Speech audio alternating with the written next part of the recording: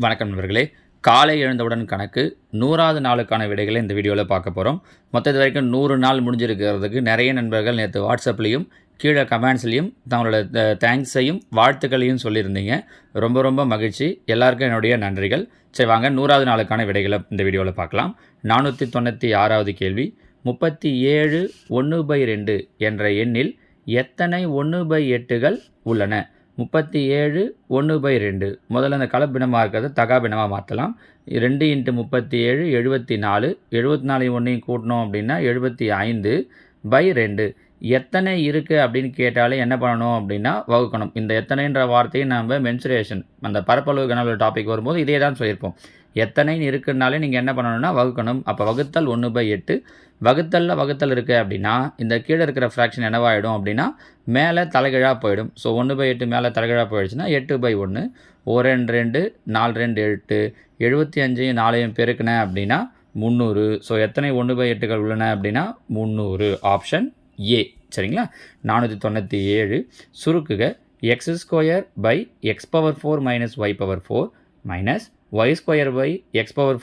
- y⁴. இங்கே டினாமினேட்டர் ரெண்டும் சேமாக இருக்கிறதால டினாமினேட்டரை அப்படியே வச்சுக்கலாம். மேலே நியூமரேட்டர் ரெண்டுத்தையும் நடுவில் மைனஸ் இருக்கிறதால மைனஸ் பண்ணிக்கலாம். x² - y². இந்த x⁴ - y⁴ யோசிச்சு பாருங்கள். x⁴ x² எழுதலாமா? மைனஸ் y⁴ y² எழுதலாமா? So a² - b². அப்போ இது எப்படி எழுதலாம்? a + b x² + y² into a minus b x² minus y². பாருங்கள் x² - y², x² - y² cancel ஆகிடும். மீதி மேலே 1 இருக்கும், கீழே x² + y² இருக்கும். Answer B. ஓகேவா? கேள்வி எண் 498. ஒரு வட்ட வடிவ வெளியின் பரப்பளவு 13.86 ஏக்கர். இதில் ஒரு சின்ன வித்தியாசம் பாருங்கள். இங்கே அவங்க ஏக்கர்னு கொடுத்துருக்கூடாது, ஹெக்டேர்னு கொடுத்துருக்கணும். ரெண்டும் வித்தியாசமானது. ஹெக்டேர்னு கொடுத்தாலும் நம்மளால் ஆன்சரும் போட முடியும், இந்த ஆன்சரும் வர வைக்க முடியும். இல்லாட்டி இது ஒரு ப்ராசஸே பெரிய ப்ராசஸாக இருக்கும், கீழே இருக்கிற ஆப்ஷனும் வராது. சரிங்களா? ஒரு வட்ட வடிவ வெளியின் பரப்பளவு 13.86 ஹெக்டேர் எனில் ஒரு மீட்டருக்கு ரூபாய் 20 பைசா வீதம் அதை சுற்றி வேலி போட ஆகும் விலை எவ்வளவு அப்படின்னு கொஸ்டின் கேட்டிருக்காங்க. இங்கே சொல்லும்போது மீட்டருக்கு இவ்வளோ ரூபாய் செலவாகுதுன்னு சொல்லியிருக்காங்க. இங்கே கொடுக்கும்போது ஹெக்டேரில் கொடுத்துருக்காங்க. அப்போ நம்ம ஹெக்டேரை முதல்ல என்னவா மாற்றணும்னா ஸ்கொயர் மீட்டராக மாற்றணும். ஒரு ஹெக்டேர் அப்படிங்கிறது பார்த்தீங்க அப்படின்னா 10,000 10,000 ஸ்கொயர் மீட்டர். அப்போ என்ன பண்ணால் போதும் அப்படின்னா இந்த நம்பர் கூட 10,000 பேருக்குன்னா போதும். அவங்க என்ன வடிவம் கொடுத்துருக்காங்கன்னா வட்டம். வட்டத்தினுடைய பரப்பளவுக்கான ஃபார்முலா πr². இதுதான் எவ்வளோ கொடுத்துருக்காங்கன்னா 13.86 × 10,000. நீங்கள் இது அப்படியே கூட வச்சுக்கலாம். இல்லாட்டி இது கூட மல்டிப்ளை பண்ணிங்க அப்படின்னாலும் 4 0 இருக்கிறதால 4 ஸ்தானம் தள்ளி புள்ளி வரும். என்ன பாருங்கள், 4 ஸ்தானம் தள்ளிட்டோன்னா 13.86. ஏற்கனவே புள்ளிக்கு அப்புறம் 2 ஸ்தானம் இருக்குது. அப்புறம் 2 0 சேர்த்தோன்னா போதும். இந்த பக்கம் பார்த்தீங்கன்னா πr². பையோட வேல்யூ 22/7 × r². கேன்சல் பண்ண முடியுமான்னு பார்க்குறேன். இங்கே ரெண்டாம் வாய்ப்பாட்டில் 11 2 22, 6 2 12, 9 2 18, 3 2 6, 2 0 இருக்கிறதால 2 0 அப்படியே வந்துடும். இப்போ 11ஆம் வாய்ப்பாட்டில் 1 11 11. இங்கே பாருங்கள் 6 11 66, மீதி 3 11 33, 2 0. இங்கே 7 இருக்கிறதால இந்த வகுத்தில் இருக்கிற 7 ஈக்குவல்ட்டுக்கு அந்த பக்கம் கொண்டு போனால் பெருக்கல் 7. அப்போ r² = 2 0 1 7 21, மீதி 2 6 42 2 44. அப்போ 441 2 0. இது r². r வேணும் அப்படின்னா 441 ரூட் எடுத்தால் 21. 2 0 இருக்கிறதால ரூட் எடுக்கும்போது 1 0 வந்துடும். அப்போ ஆரம் எவ்வளோன்னு தெரிஞ்சிடுச்சு அப்படின்னா 210 மீட்டர். ஒரு மீட்டருக்கு 20 பைசா. அப்போ வட்டத்தினுடைய சுற்றளவு கண்டுபிடிக்கணும். ஏன்னா சுற்றி வேலி போட ஆகும் செலவு தான் கேட்டிருக்காங்க. வட்டத்தின் சுற்றளவுக்கான ஃபார்முலா 2πr. கரெக்டாக?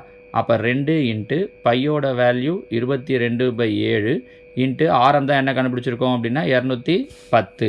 இதை கண்டுபிடிச்சிட்டோன்னா 20 பைசாவால் பெருக்கிடலாம். இப்போது அப்படி இல்லாட்டி இன்னொரு வேலை என்ன பண்ணலாம் அப்படின்னா ×100 கூட போட்டுக்கலாம். பாருங்கள் 2πr. நான் இந்த இடத்துல எழுதி காட்டுறேன். 2 × 22/7 × 210. ஒரு சதுர மீட்டருக்கு 20 பைசா. நம்ம எப்பவுமே ரூபாயை தான் பெருக்கணும். 20 பைசாவை ரூபாயை மாற்றணும்னா பையில் 100. கரெக்டாக? இல்லை 0.20 போடலாம். பையில் 100 போட்டோம் அப்படின்னா ரூபாயை மாறிச்சுன்னா கேன்சல் ஆகிறதுக்கு ஈஸியாக இருக்கும். பாருங்கள் 0 0 கேன்சல் ஆகிடும், 0 0 கேன்சல் ஆகிடும். 1 7 7 3 21. இப்போ மீதி இருக்கிறது 2 × 22 44, 3 × 2 6, 44ஐயும் 6ஐயும் பெருக்கிட்டோன்னா முடிஞ்சிடுச்சு. ரூ. 264 தான் அப்போ இதுக்கு வேலி போக ஆகக்கூடிய செலவு. சரிங்களா? அடுத்ததாக கேள்வி எண் 499. ஏ பக்கம் கொண்ட ஒரு சதுரத்தின் பரப்பளவு மற்றும் ஏ பக்கம் கொண்ட ஒரு சமபக்க முக்கோணத்தின் பரப்பளவுகளின் விகிதம்.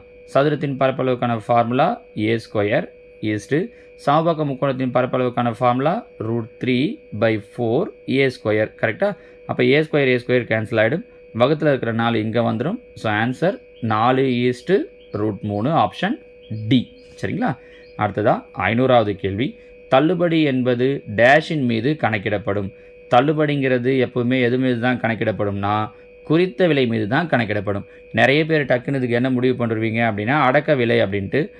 அடக்க விலை அப்படிங்கிறது லாப அல்லது நஷ்ட சதவீதம். கொஷின் நல்லா கவனிக்கணும். லாப அல்லது நஷ்ட சதவீதம் டேஷ் மீது கணக்கிடப்படும் அப்படின்னா தான் அடக்க விலையின் மீது கணக்கிடப்படும்.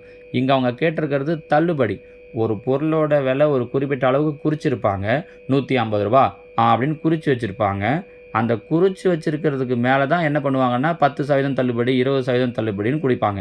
அவங்களோட அடக்க விலையின் மேலே அவங்க தள்ளுபடி கொடுக்க மாட்டாங்க. அடக்க விலையின் மேலே கொடுக்கறது அவங்களுடைய லாப சதவீதமோ இல்லை நஷ்ட சதவீதமோ தான் அடக்க விலையின் மீது குறிப்பிடுவாங்க.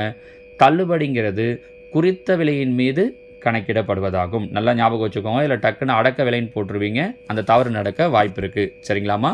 ஸோ இதோட 500 கேள்விகளுக்கு நம்ம ஆன்சர்ஸ் பார்த்துருக்கோம். அடுத்ததாக காலை எழுந்தவுடன் கணக்கு 101வது நாளுக்கான வினாக்கள் 501. ஸோ இந்த கேள்விகள் எல்லாமே எங்கேருந்து எடுத்திருக்கோம் அப்படின்னு சொல்லி பார்த்தீங்கன்னா ஸ்கூல் புக்லேருந்தே நேரடியாக ஒரு கொஞ்ச நாளாக என்ன பண்ணியிருந்தேன், ஒரு வாரமான டிஎன்பிஎஸ்சியில் அவங்க கேட்டதில் கொஞ்சம் டிஃப்ரெண்ட்டான கொஷின்ஸ் எல்லாம் எடுத்திருந்தோம்.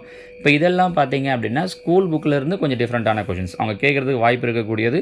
நீங்கள் அந்த நேரத்தில் கேட்குறப்ப உங்களுக்கு டைம் எடுக்கும். அதை நம்ம இங்கே ப்ராக்டிஸ் பண்ணிட்டோம் அப்படின்னா எக்ஸாமில் போகிறதுக்கு எளிமையாக இருக்குன்ற மாதிரியான கேள்விகளை தான் இங்கே எடுத்திருக்கேன். 501 பாருங்கள். ஓர் ஈரிலக்க எண்ணையும் அதன் இலக்கங்களையும் இடம் மாற்றுவதால் கிடைக்கும் எண்ணையும் கூட்டினால் 110 கிடைக்கும். கொடுக்கப்பட்ட அந்த ஈரிலக்க எண்ணிலிருந்து 10ஐ கழித்தால் அது கொடுக்கப்பட்ட ஈரிலக்க எண்ணின் இலக்கங்களின் கூடுதலின் 5 மடங்கை விட 4 அதிகம் எனில் அந்த எண்ணை காண்க. கொஷின்லாம் ரொம்ப பெருசாக இருக்கே சார் அப்படின்லாம் யோசிக்காதீங்க. நம்ம ஆப்ஷன்லேருந்து எப்படி பண்ணுறதுன்னு ஒரு 10 செகண்ட் 15 செகண்டுக்குள்ளாலே இதுக்கு ஆன்சர் நம்ம சொல்லி முடிச்சிடலாம். சரிங்களா? ஓகே. இது 501. 502. ஒரு பின்னத்தின் பகுதி மற்றும் தொகுதியின் கூடுதல் 12. அப்பின்னத்தின் பகுதியுடன் 3ஐ கூட்டினால் அதன் மதிப்பு 1/2 ஆகும் எனில் அப்பின்னத்தை காண்க. சரியா? அடுத்து 503. ஏபிசிடி என்ற வட்ட நாற்கரத்தில் angle A 4y + 20 degree, B 3y + -5 degree, C 4x degree மற்றும் டி 7x + 5 டிகிரி எனில் 4 கோணங்களையும் காண்க. அடுத்தது கேள்வி 404. ஒரு தொலைக்காட்சி பெட்டியை 5% லாபத்திற்கும் ஒரு குளிர்சாதன பெட்டியை 10% லாபத்திற்கும் விற்பதால் கடைக்காரருக்கு நிகர லாபம் ரூபாய் 2000 கிடைக்கிறது. ஆனால் அவர் ஒரு தொலைக்காட்சி பெட்டியை 10% லாபத்திற்கும் ஒரு குளிர்சாதன பெட்டியை 5% நஷ்டத்திற்கும் விற்பதால் அவரின் நிகர லாபம் ரூபாய் 1500 கிடைக்கிறது எனில் தொலைக்காட்சி பெட்டி மற்றும் குளிர்சாதன பெட்டியின் சரியான விலைகளை காண்க. இதுவும் மெத்தடாக பார்த்தா பெரிய கொஷின் தான். ஆனால் ஆப்ஷன் வந்து நம்ம ரொம்ப சிம்பிளாகவே போட்டு முடிச்சிடலாம். சரிங்களா? அடுத்ததாக கேள்வி 405. இரு எண்கள் 5:6 என்ற விகிதத்தில் உள்ளன. அவை ஒவ்வொன்றிலிருந்தும் முறையே 8ஐ கழித்தால் அவற்றின் விகிதம் 4:5 என மாறும் எனில் அந்த எண்களை காண்க. சரிங்களாம்மா?